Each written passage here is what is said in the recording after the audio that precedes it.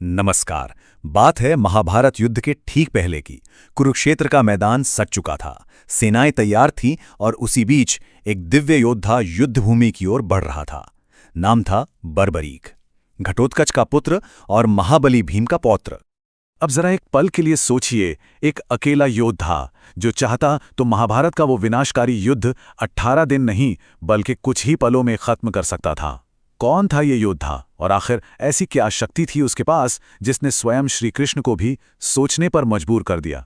चलिए आज इसी कहानी को समझते हैं। तो इस कहानी का जो सबसे दिलचस्प हिस्सा है वो है बर्बरीक की शक्ति। और ये शक्ति न किसी बड़ी सेना में थी, ना ही दिव्यास्त्रों के किसी भंडार में, बल्कि ये छिपी थी सिर्फ 3 बाणों में। हाँ, आपने सही सुना, सिर्फ 3 अमोघ बाण जो उसे एक देवता से वरदान में मिले थे। पर ये कोई मामूली तीर नहीं थे। इनका काम करने का तरीका इतना सटीक और खतरनाक था कि इनसे बचना नामुमकिन था। अब ये काम कैसे करते थे वो समझिए।